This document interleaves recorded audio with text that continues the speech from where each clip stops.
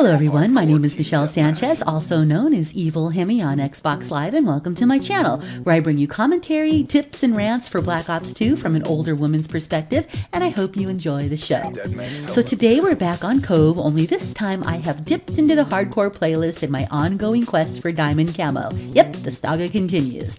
So I've been playing in the hardcore playlist for about 4 weeks now, and prior to that, I hadn't really done any hardcore since the Modern Warfare 2 days, and I didn't like it in Modern Warfare 3 or in Black Ops 1 or even Black Ops 2 there for a while. It was too campy, too grenade spammy, and there's just as many douches in hardcore as there is in core. So it took me a while to get used to some things in the hardcore playlist, like getting used to being team killed. And I'm going to do a commentary about that, when it might be appropriate to team kill a person.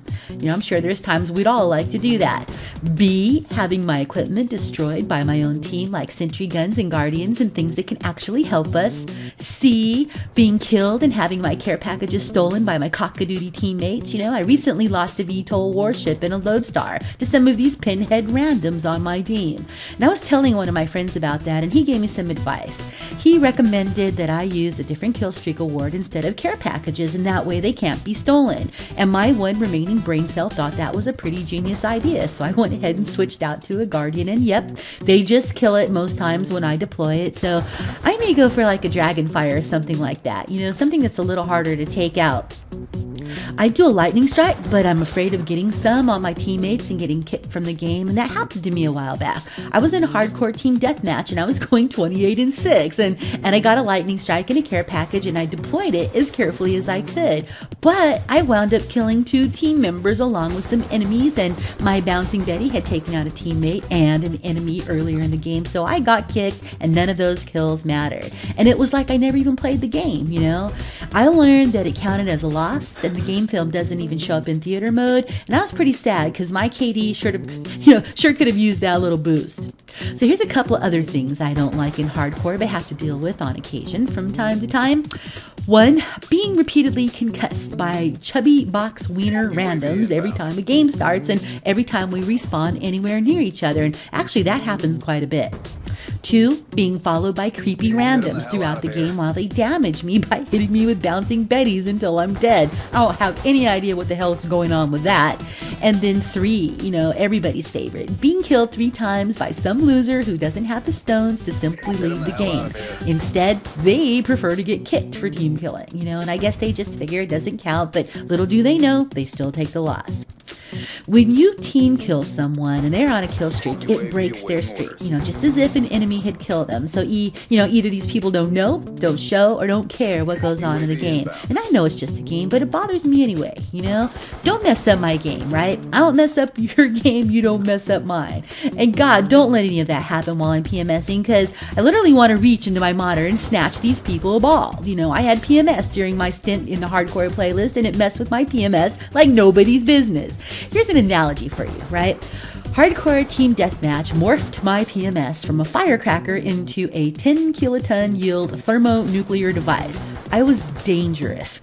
How's that for you? And oh my God, Thursday night was all about the rage quits. I wanted to rage quit so bad so many times because of all the douchebaggery going on in hardcore. But I stuck it out as long as I could before I got off my console, and the next day, after a good night's sleep, everything was all better, and I was ready to do it all over again.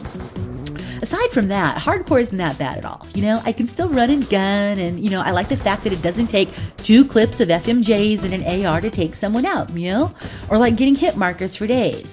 The kills are generally much cleaner and quicker, and so are the deaths. Yep, you have less health, but if you play your cards right, you can still do well. And it seems like the playing field is more or less even in hardcore than it is in core. So, and also not having all the screen graffiti, that's kind of nice too, because I like having an unfettered view of the battlefield. But sometimes I forget how much ammo I has and non-lethals and things, and sometimes I get into a situation where I get killed because I didn't reload soon enough, because it's not on the screen to prompt me. So the amount of time it took to ramp up to playing in the hardcore playlist was pretty short, just a few hours, and I began to settle in and it began to feel normal, and it actually started to feel like core, only the kills came a little easier.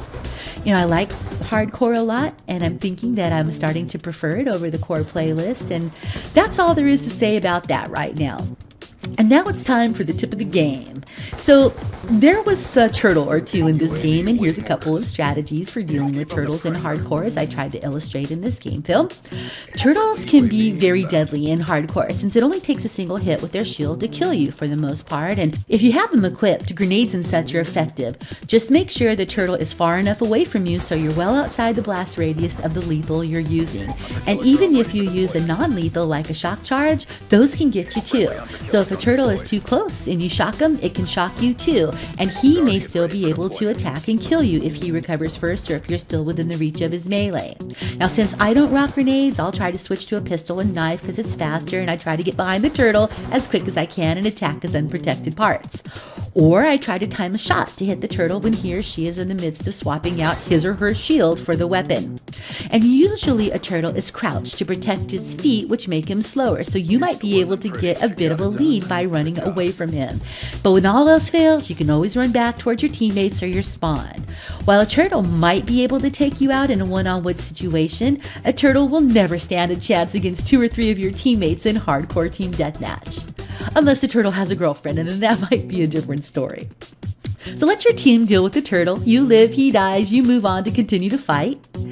And well, the game is ended and my SMR did some decent work in this match. We went at 75-48 and I managed to pull a 25-2. I wish all my games were like that, but alas, they are certainly not.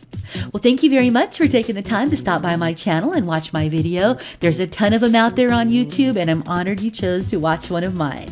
Take care, have a good one, and I'll see you on the battlefield. Hemi out.